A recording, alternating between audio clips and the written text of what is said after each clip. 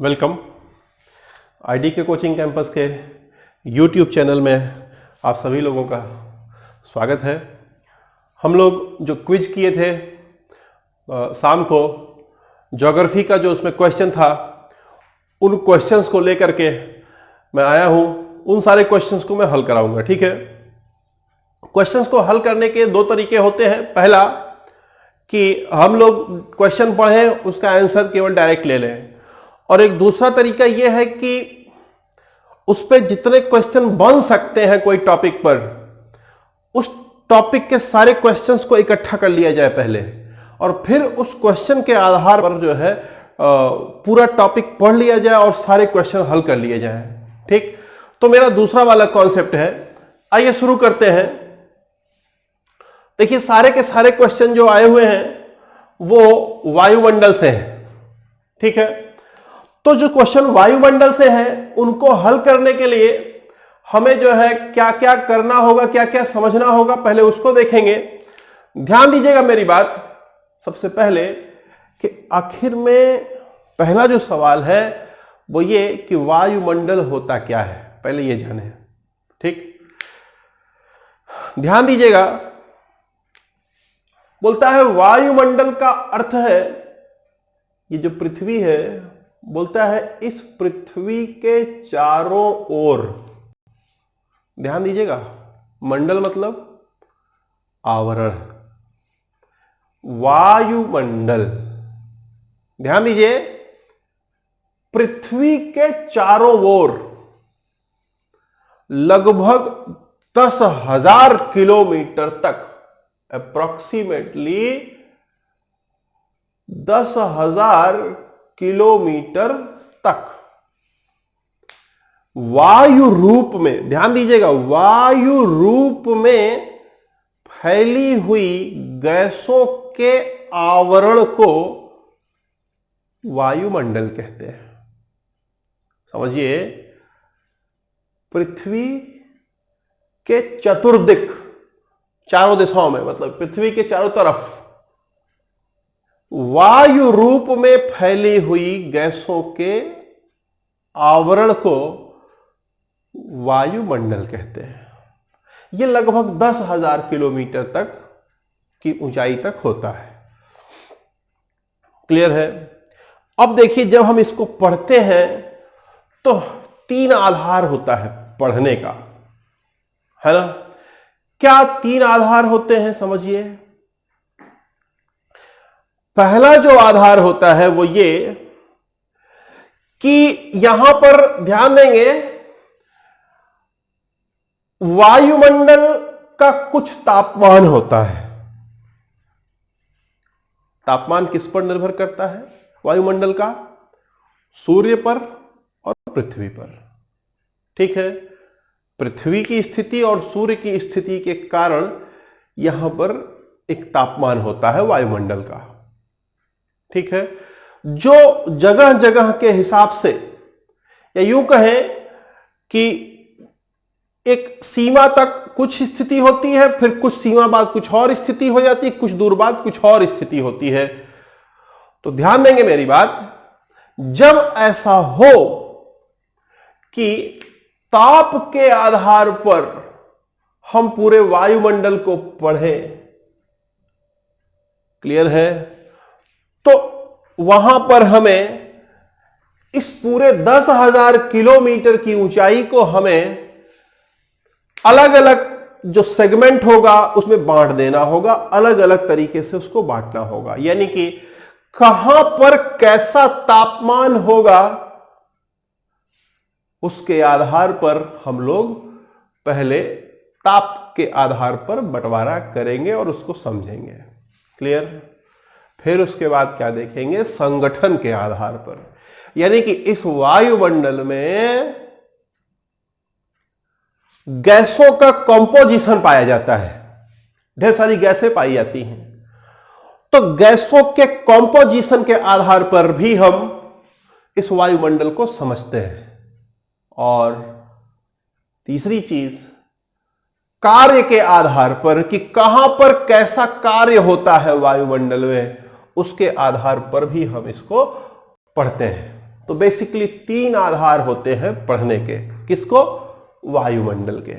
ठीक है, वायुमंडल में देखिए जो गैसें पाई जा रही हैं वो वायव्य स्वरूपी पाई जा रही है, वायु स्वरूपी पाई जा रही हैं। तो देखिए पृथ्वी का अपना एक टेम्परेचर है। पृथ्वी पहले आग का गोला थी एकदम, कई करोड़ वर्ष में, कई करोड़ वर्ष में ये पृथ्वी धीरे धीरे ठंडी हुई, तो इस पर जीव जो है वास करने की स्थिति पैदा हुई। इसका मतलब है कि पृथ्वी के अंदर खुद की अपनी एक गर्मी है, क्लियर है, और दूसरी गर्मी सूर्य से उसे मिलती है। क्लियर है, बात समझ में आ रही है? पृथ्वी है और सूर्य है, सूर्य से उसे गर्मी मिलेगी और इसकी खुद की गर्मी है। इनमें जो खेल करेगा वो यहां बीच में जो गैसें हैं ये गैसें खेल करेंगी। इन गैसों के आधार पर कभी यहां कुछ रेट होगा, कुछ और होगा, कभी कुछ होगा, कभी कुछ होगा। ये गैसें जैसे जैसे गैसें बदलती जाएंगी वैसे वैसे सारी चीजें बदलती जाएंगी, तापमान बदलता जाएगा। बात समझ में आ रही है हमारी?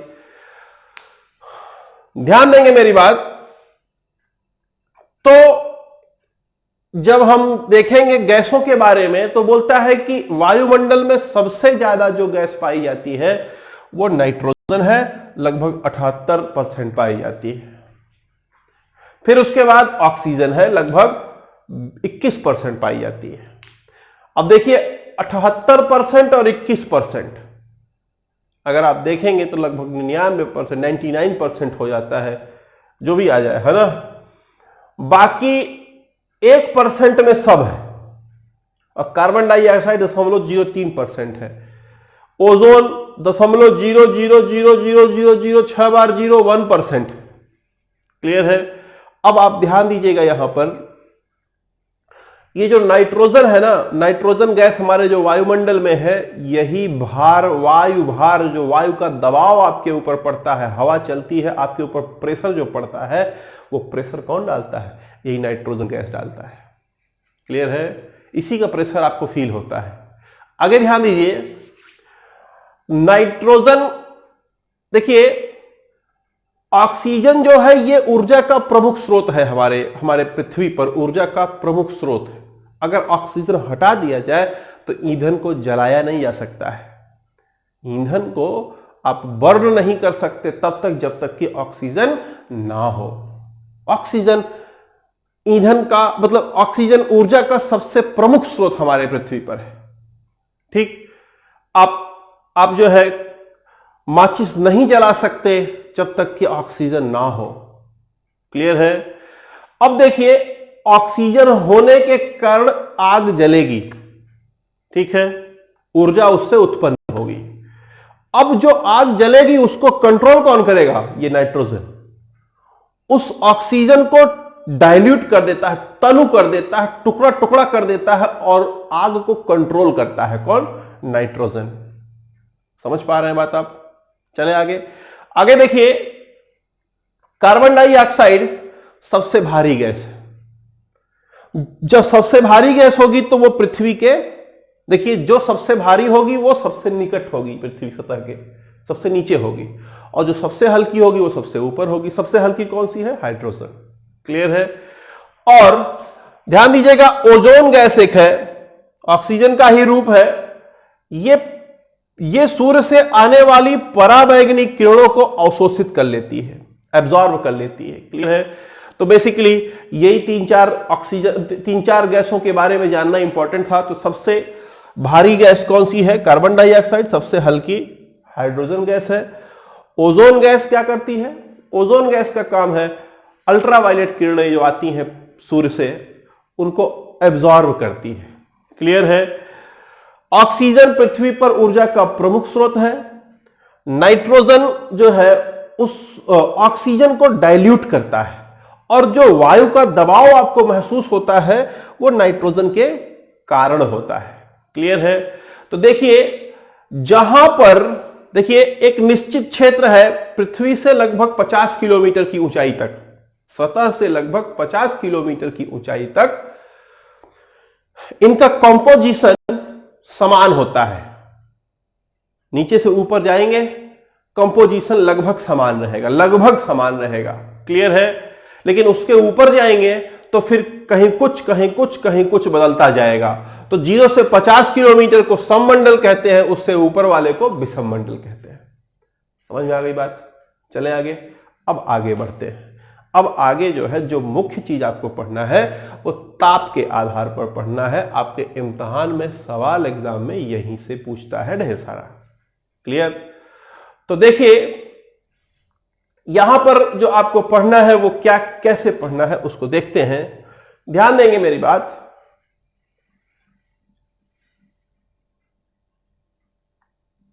अगर ये पृथ्वी है, ये भूमध्य रेखा है और ये ध्रुव है, इसे पोल कह लीजिए और इसे भूमध्य को इक्वेटर भी कहा जाता है, ठीक।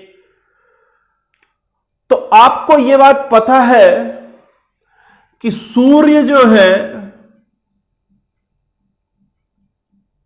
यहां यहां यहां यहां यहीं सूर्य रहता है घुमा फिरा करके। यानी अगर आप समझे बात तो जो मैं समझाना चाह रहा हूं उसको समझिए कि यहां से जैसे जैसे इधर जाएंगे वैसे वैसे तापमान जो है वो कम हो जाता है। मतलब भूमध्य रेखा से ध्रुव की ओर जब जाते हैं, भूमध्य रेखा से जब ध्रुव की ओर जाते हैं तो टेम्परेचर कम हो जाता है। क्यों ऐसा होता है उसको समझाया गया है पहले कई बार। क्योंकि सूर्य जो है इतनी दूरी में ही पृथ्वी के ऊपर डायरेक्ट किरणें देता है, यहां पर क्षैतिज किरणें पड़ती हैं, लंबवत किरणें नहीं पहुंचती। सूर्य की लंबवत किरणें यहां नहीं पहुंच पाती हैं, इसलिए यहां पर तापमान कम होता है, ठीक है, और यहां पर तापमान ज्यादा होता है। तो ऐसे समझिए ये है, जैसे यहां से दूर हटते जाएंगे ऐसे ऐसे जाएंगे तापमान बढ़ता जाएगा, और जैसे जैसे यहां से इधर आएंगे वैसे वैसे तापमान बढ़ता जाएगा। यानी ध्रुवों से भूमध्य रेखा की ओर आएंगे तो तापमान बढ़ेगा और भूमध्य रेखा से ध्रुवों की ओर जाएंगे तो तापमान घटेगा। इस बात को याद रखिए, ठीक है। अब ध्यान दीजिए मेरी बात। पृथ्वी का अपना एक टेम्परेचर है, ठीक। अच्छा अब देखो, ये मान लो कि ये आग का गोला हो, ठीक, आग का गोला हो। अगर हम इस आग के गोले से दूर जाएंगे तो तापमान घटेगा कि बढ़ेगा? आग का गोला है, इस गोले से दूर जाएंगे तो तापमान घट जाएगा। समझ पा रहे हैं? पृथ्वी एक आग का गोला है मान लो, और जब इससे दूर जाओगे, ऊपर की ओर जाओगे तो तापमान घटेगा। क्यों घटेगा? क्यों? क्योंकि पृथ्वी का टेम्परेचर अपना है एक, उससे दूर जाएंगे तो उसके टेम्परेचर से दूर जाते जाएंगे, ऊपर जाते जाएंगे तो तापमान कम होता जाएगा। समझ में आ रही है बात? चले आगे, ध्यान दीजिएगा मेरी बात। लेकिन पॉइंट समझिए, ऐसे देखिए ना, ये देखिए एक आग का गोला ये है, एक आग का गोला ये है ना। ये आग का गोला बहुत मतलब बड़ा आग का गोला है और ये आग का गोला छोटा आग का गोला है ना। समझ रहे हैं? दोनों को मैंने यहां रख दिया, मान लो यहां रख दिया। ये वाला आग का गोला बहुत बड़ा है और ये वाला आग का गोला छोटा है, हल्का है, कम जल रहा है, और ये वाला बहुत तेज जल रहा है, ठीक। ये वाला बहुत तेज जल रहा है, ये वाला कम तेज जल रहा है, दोनों को मैंने रख दिया। अब देखिए, ये जो बहुत तेज जल रहा है इसकी आंच यहां तक आएगी, लेकिन जो कम जल रहा है उसकी आंच यहीं तक रहेगी। बात समझ में आ रहा है कि नहीं? ये देखिए, बात समझिए हमारी। जो कम जल रहा है, देखिए पृथ्वी पर ये वाला भाग ज्यादा जलता है, ये वाला भाग गर्म है। कौन? भूमध्य रेखा गर्म है और ध्रुव क्या है, ध्रुव जो है वो ठंडे हैं। तो समझिएगा बात हमारी, ये जो अगर इसको ध्रुव मान लिया जाए तो यहां का जो स्थिति है ये बहुत गर्म है, और जो अगर इसको भूमध्य रेखा मान लिया जाए तो भूमध्य रेखा पर बहुत गर्म है, और अगर इसे ध्रुव मान लिया जाए तो ध्रुव पर उतना गर्मी नहीं है, ठीक है, उतना टेम्परेचर नहीं है। तो अब देखिए इसकी आंच जो इधर वाले की है, इसकी आंच इतनी ऊपर जाएगी, क्लियर, लेकिन इधर वाले की आंच जो है ये यहीं तक आकर के रुक जाएगी। समझ पा रहे हैं बात, आप क्लियर कर पा रहे हैं? अब देखिए नीचे जहां आग है वहां से जैसे जैसे जैसे जैसे ऊपर उठते जाएंगे, ऊपर उठते जाएंगे, ऊपर उठते जाएंगे, ऊंचाई बढ़ती जाएगी तो तापमान घटता जाएगा। यहां तक होगा वो क्रिया, कहां पर, भूमध्य रेखा पर। लेकिन ध्रुवों पर यह क्रिया ऊपर उठने के साथ साथ, ऊपर उठने के साथ साथ टेम्परेचर कम हो रहा है और यहीं तक आकर के रुक जाएगा।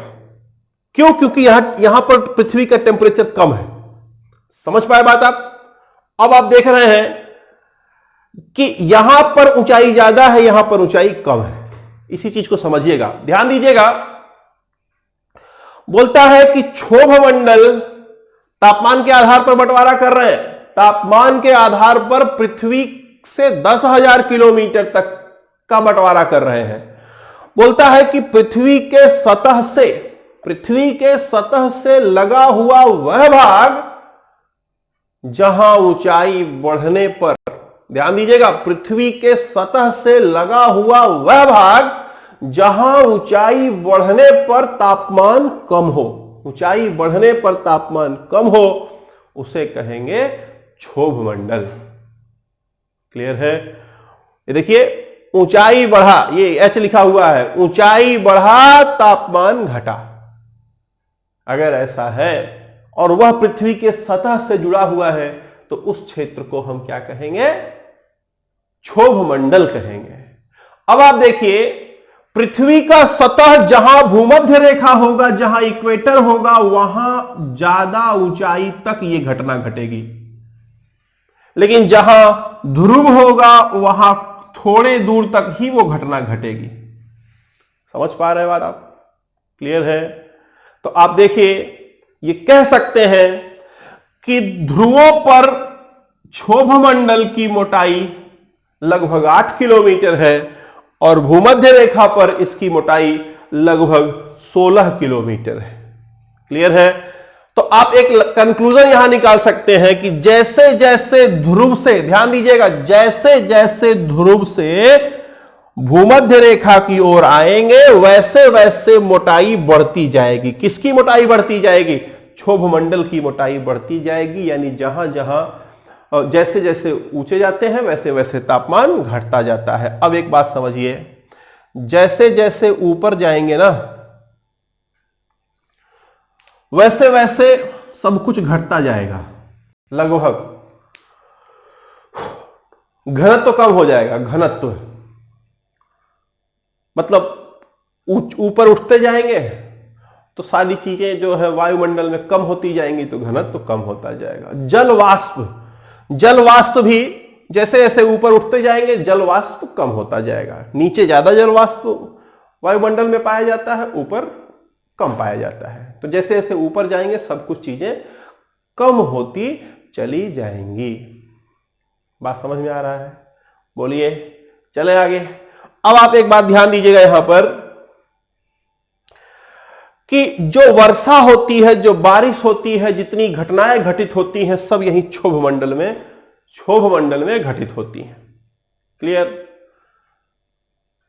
जो जीव के जिंदा रहने की जो स्थिति है पूरे पृथ्वी पर यहीं पर है, क्षोभ मंडल में ही है। बाकी जगहों पर मतलब जीवन संभव नहीं है। समझ में आ रही है बात? तो ये क्षोभ मंडल ही सबसे मतलब पारिस्थितिकी रूप से सबसे इंपॉर्टेंट है। समझ में आ रही है बात? क्लियर? वर्षा भी यहीं से होती है ना? वर्षा होने के लिए जो बादल बनते हैं बादल क्यों बनते हैं? क्योंकि घनत्व कम हो जाता है। देखिए यहां पर डेंसिटी ऊपर बढ़ता जाएगा, कम होता जाएगा, तो जो जल वाष्प है यहां ऐसे जो है यहां पर जम जाएगा, डेंसिटी कम हो जाएगी, यहीं पे पड़ा रहेगा। ठीक है, तो ये बादल के रूप में बादल का रूप ले लेता है। क्यों? क्योंकि डेंसिटी इसकी क्या हो जाती है? गिर जाती है, कम हो जाती है। ठीक है, और जब डेंसिटी इसकी बढ़ती है, जब इकट्ठा मिल करके इकट्ठा होते हैं, डेंसिटी बढ़ती है, तो फिर नीचे आते हैं। ये समझ में आया? तो क्षोभ मंडल क्या है? पृथ्वी के सतह से लगा हुआ वह भाग जहां ऊंचाई बढ़ने पर तापमान में कमी आए, उसे हम क्षोभ मंडल कहेंगे। समझ रहे हैं? ऊंचाई बढ़ने पर तापमान में गिरावट आए, क्षोभ मंडल हो गया। अब इसी में सारा खेल हो रहा है। अब ध्यान दीजिएगा, बोलता है इसके बाद ये जो सीमा जब पहुंच जाएगी, देखिए इसकी सीमा यहां तक है, इसकी सीमा यहां तक है। अब उसके बाद जब आप ऊपर जाएंगे तो फिर तो अलग चीज आ जाएगा, है ना? अरे ऐसे समझिए बात हमारी। ये देखो मेरा ये हाथ, हाँ समझो, ये हाथ एक आग का गोला है और ये वाला भी एक आग का गोला है? दोनों हाथ आग के गोले मान लो। देखिए समझिएगा, इसका रेंज यहां तक है और इसका रेंज यहां तक है। नहीं समझे बात? यहां देखो, ऐसे देखो, ये आग का गोला है, ये आग का गोला है, इसका रेंज यहां तक है, इसका रेंज यहां तक है। इससे ऊपर जाओगे यहां तक, ये आग का गोला है, इससे ऊपर जाओगे तापमान कम होगा। लेकिन जैसे ही इसको आप पार कर जाओगे, किसको? इसको पार कर जाओगे आप, इसको पार कर जाओगे तो फिर तापमान, आप ऊंचाई बढ़ते जाओ, ऊंचे या बढ़ते जाओ, तापमान में कोई परिवर्तन नहीं होगा। तापमान में कोई परिवर्तन नहीं होगा। ऊंचाई पे आप बढ़ते जाओगे, तापमान में परिवर्तन नहीं होगा। क्यों? क्योंकि यहां पर तो इसका रेंज नहीं है और इसका भी रेंज नहीं है, तो यहां इतनी दूर में आप ऊपर जाओ, नीचे आओ, कुछ करो, कुछ नहीं होने वाला है। लेकिन चलते चलते चलते चलते जब आप इसके रेंज में घुस जाओगे, इसके रेंज में घुस जाओगे, तो फिर ऊंचाई बढ़ने पर तापमान बढ़ने लगेगा। समझ पा रहे हैं बात आप? ठीक है, तो ये सूर्य है, ये पृथ्वी है, इसका एक रेंज है, इसका एक रेंज है, उसके बीच में जो खाली जगह है वहां पर ऊपर नीचे होते रहो, तापमान में कोई परिवर्तन नहीं होने वाला है। समझ पा रहे हैं बात आप? ठीक, तो देखिए जहां ये खत्म होगा, बोलता है उसके ऊपर लगभग 1.5 मीटर तक एक पॉज होता है। देखिए सीमा खत्म हो जाएगी तो उसे कहेंगे समताप सीमा कहेंगे, सॉरी क्षोभ सीमा कहेंगे। ठीक, ट्रोपोपॉज, ये ट्रोपोस्फियर क्षोभ मंडल, तो इसको जो है ट्रोपोपॉज कहेंगे, है ना? अब देखिए समताप मंडल में क्या होता है कि इसके ऊपर गया, ऊंचाई बढ़ने पर भी जो है अपरिवर्तित रहता है टेम्परेचर, यानी कि ऊंचाई बढ़ेगा, तापमान में कोई फर्क नहीं पड़ेगा। क्यों नहीं पड़ेगा? क्योंकि ये रेंज से ऊपर है। देखिए इसका रेंज यहां तक है, ऊपर वाले का रेंज यहां तक है, तो ये जो जगह है इसमें आप ऊपर नीचे होते रहेंगे, कोई भी फर्क नहीं पड़ेगा। ठीक है, तो बोलता है जैसे जैसे ऊंचाई बढ़ेगा वैसे वैसे तापमान जो है अपरिवर्तित रहेगा, चाहे ऊपर जाओ चाहे नीचे आओ। यहां तक समझ में आ रहा है? लेकिन फिर क्या बोलता है? बोलता है लेकिन इसी में, कहां पर? समताप मंडल में ओजोन गैस पाई जाती है। ओजोन गैस, ओजोन परत पाया जाता है लगभग 20 से 35 किलोमीटर तक।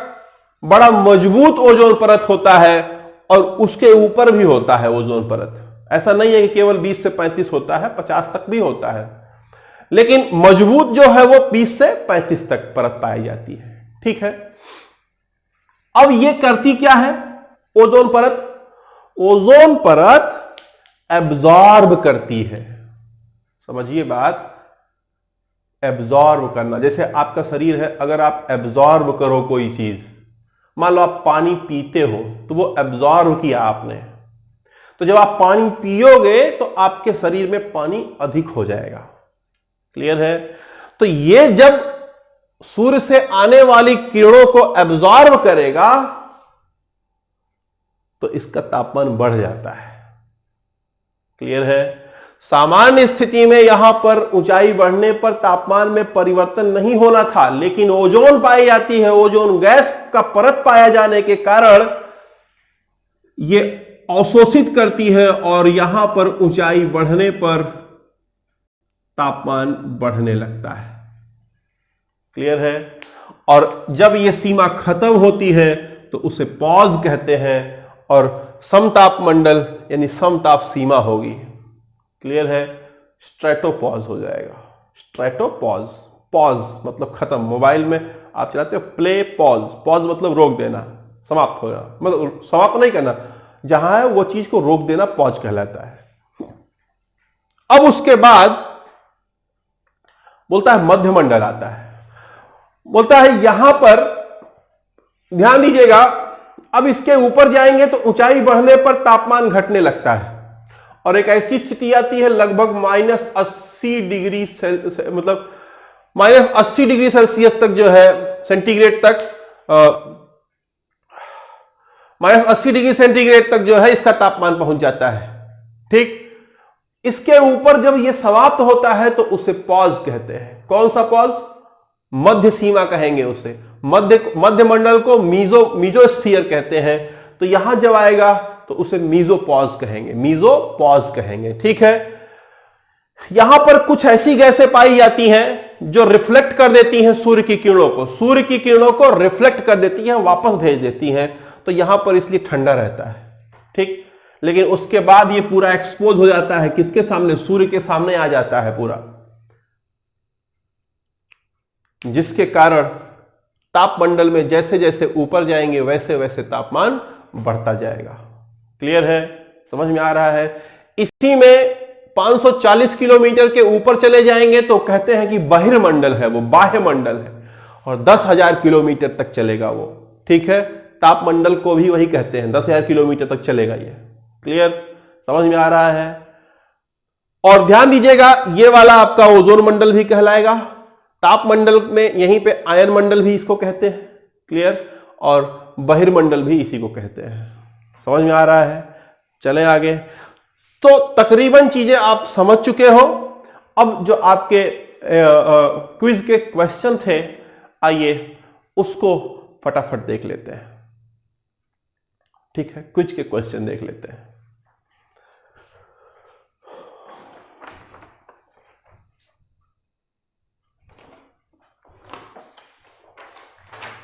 ध्यान दीजिएगा, क्विज के जो क्वेश्चंस हैं उसमें पहला सवाल, अच्छा एक चीज और देख लीजिए, ध्यान दीजिए, यहां पर जैसे जैसे ऊंचाई बढ़ती है वैसे वैसे तापमान गिरता है। ये जो तापमान गिरता है इसे हम ताप पतन दर कहते हैं, ताप पतन दर। और यह ताप पतन दर 6.5 डिग्री सेल्सियस होता है। पर जैसे जैसे ये ऊपर जाएगा 6.5 डिग्री सेल्सियस 1 किलोमीटर, 1 किलोमीटर ऊपर चला 6.5 डिग्री टेम्परेचर घट जाएगा। समझ में आ रहा है? चले आगे। तो देखिए पहला ही क्वेश्चन है, क्षोभ मंडल में 1 किलोमीटर की ऊंचाई जाने पर तापमान क्या होगा? देखिए ऊंचाई जाने पर तापमान घटता है कि बढ़ता है? घटता है। कितना? 6.5 डिग्री सेल्सियस पर किलोमीटर तापमान जो है ये घटेगा। ठीक? वायुमंडल में सर्वाधिक पाई जाने वाली गैस कौन सी है? सबसे ज्यादा गैस कौन पाई जाएगी? नाइट्रोजन। आगे बोलता है ओजोन परत कहां पर स्थित है? ओजोन परत कहां स्थित है? देखिए समताप मंडल में स्थित है। ठीक है? तो इसका उत्तर समताप मंडल होगा, A for Apple. Question number 4, पृथ्वी से ओजोन परत की ऊंचाई कितनी है? ओजोन परत की ऊंचाई देखिए यही है, 20 से 35 किलोमीटर की ऊंचाई है। ठीक? आगे बोलता है वायुमंडल के किस परत में सर्वाधिक घनत्व होता है? देखिए सबसे ज्यादा घनत्व यही नीचे होगा, जैसे जैसे ऊपर जाएंगे वैसे वैसे घनत्व कम होता जाएगा। तो सबसे ज्यादा घनत्व क्षोभ मंडल में होगा, तो इसका उत्तर क्या हो जाएगा? क्षोभ मंडल। 5वें का उत्तर क्षोभ मंडल हो गया। क्वेश्चन नंबर 6 बोलता है जल वाष्प की सर्वाधिक मात्रा कहां पाई जाएगी? सबसे ज्यादा जल यहीं पाया जाएगा, क्षोभ मंडल में। ठीक, तो फिर से उत्तर क्षोभ मंडल हो गया। अगला बोलता है मध्य मंडल में तापमान ऊंचाई के साथ घटता है। ये मध्य मंडल में ऊंचाई के साथ घटता है। हां, सही है। बोलता है मध्य मंडल के ऊपरी सीमा पर ताप का मान लगभग -80 डिग्री हो जाता है। बिल्कुल सही है ना? जिसे क्या कहा जाता है? देखिए अब इसके ये जो स्थिति है, इसके ऊपर जो जाएंगे यहां पर ये जो स्थिति है उसे पॉज कहते हैं, मीजोपॉज। तो देखिए यहां पर देखा आइसोपॉज, मीजोपॉज, तो B for ball, mesopause is the correct answer. अगला सवाल देखिए, जो लोगों के पास ये पेपर नहीं है मैं उनसे ये कहना चाहूंगा कि बिना क्वेश्चन किए कोई मतलब नहीं है पढ़ाई का। केवल पढ़ लेने से, सब्जेक्ट कवर करने से इम्तिहान नहीं क्वालिफाई करेंगे। इम्तिहान क्वालिफाई करने के लिए जो सबसे आवश्यक चीज है आपके लाइफ में वो है क्वेश्चन तैयार करना। अब पता है आप लोग उसी चीज से कटते हो। आप पढ़ लेते हो सब कुछ लेकिन इम्तिहान हल नहीं कर पाते हो, इम्तिहान में पास नहीं हो पाते हो। उसके पीछे रीजन है आपका टैक्टिस सही नहीं होता है। और टैक्टिस कहां पर गलत होता है? आप क्वेश्चन आंसर नहीं कर पाते हो। आपको नॉलेज होता है ना? ये कुछ ऐसा ही होता है कि आपको बैटिंग आती है, क्लियर, लेकिन अब पिच बदल गई। आप पता लगा मतलब पेस बॉलिंग खेल रहे थे, पेस पिच पे खेलते थे, स्पिन पिच आ गई, या स्पिन पे खेलते थे, पेस पिच आ गई। अब आपको बैटिंग तो आती है लेकिन फिर भी आप उसके बाद भी आप जो है बल्लेबाजी नहीं कर पाते हो। क्यों? क्योंकि आप उस हिसाब से तैयारी नहीं किए रहते हैं। नॉलेज ले करके भी कुछ नहीं होगा तब तक जब तक कि आपका आंसर ना आए। और मैं बताता हूं आपको, बार बार ये बात मैं बोला हूं बेटा कि परीक्षा के पहले परीक्षा होती है एक। क्लियर? ध्यान देंगे।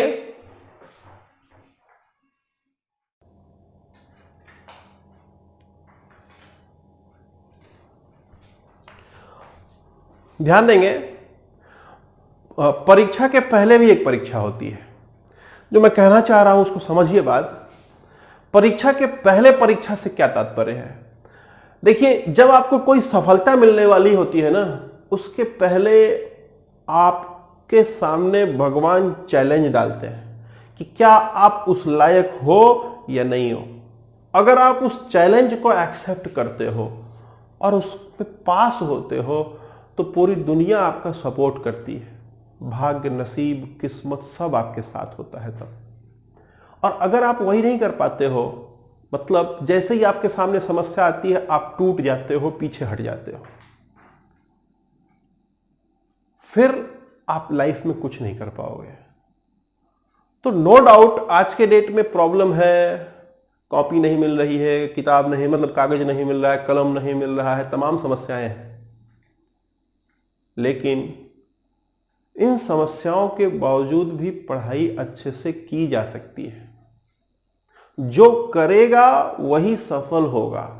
जो बहाने बनाएगा, एक्सक्यूज देगा, उसके बस की बात नहीं है। तकलीफ इस बात का है कि आप लोग, आप में से कुछ लोग 20% लोग ही मेहनत कर रहे हैं, बाकी 80% लोग अभी भी सीरियस नहीं है। ये बड़े दुख की बात है। आपके लिए रात रात भर जग करके, अभी 3 बज रहा है, और आपके लिए काम किया जा रहा है। और अगर इन रिटर्न हमें यह ना दिखे कि आप सफल होते दिखो, भाई मेरी सफलता इसी में है कि आपको नौकरी लग जाए, अगर हमें यह नहीं दिखेगा तो मैं किस आधार पर मेहनत कर पाऊंगा? आप मेरी स्थिति को समझिए। तो पढ़ाई में मतलब इस पूरे कार्यक्रम में आपके सामने जो चैलेंज इस समय है वो ये कि आप अपनी पढ़ाई कंटिन्यू रखो और उस पेस पे रखो, इतना मेहनत करो कि जैसे ही लॉकडाउन खत्म हो तो कोई वैकेंसी आए तो आप उसको क्रैक कर सको। इस पेस पे रखो, तब हमें यह समझ आएगा कि हम जो पढ़ा रहे हैं वो चीजें सही चल रही हैं। और मैंने आपको बताया है कि जो भी क्वेश्चन आपको दिए जाते हैं उसको करके आप हमें व्हाट्सएप कर दीजिए, तो मुझे पता चल जाएगा कि आप क्या कर रहे हो। उम्मीद करते हैं कि आप लोग सीरियस होकर के पढ़ाई करेंगे और रिजल्ट ओरिएंटेड पढ़ाई करेंगे। बिना रिजल्ट के कुछ नहीं होने वाला है। आपको कितना आता है, कितना नॉलेज है, कितना आप ज्ञानी हैं, मतलब नहीं है। मैं कितना बढ़िया पढ़ाता हूं, मेरे पास कितना नॉलेज है, उसका कोई मतलब नहीं है जब तक आप सफल नहीं होंगे। कोई मतलब नहीं है उसका, है ना। हमको मैथ भी आता है, रीजनिंग भी आता है, जीएस भी आता है, इंग्लिश भी आता है, सब आता है, उससे कोई मतलब नहीं है। मतलब सिर्फ एक चीज से है, वो ये कि आप कितने लोगों को मैं सिलेक्शन दिला सकता हूं, और अगर आप नहीं तत्पर हो गए तो मैं पढ़ करके आपका इम्तिहान नहीं दे पाऊंगा। पढ़ना तो आपको ही पड़ेगा, है ना। तो आइए देखते हैं अगला क्वेश्चन। देखते हैं क्वेश्चन नंबर कौन सा चल रहा था। हाँ, मीजोपॉज हो गया। अगला सवाल है, पृथ्वी के धरातल के ऊपर की ओर वायुमंडल के विभिन्न स्तरों का सही क्रम क्या होगा। तो सही क्रम क्या है, पहले क्षोभ मंडल, फिर समताप मंडल, फिर मध्य मंडल, फिर ताप मंडल।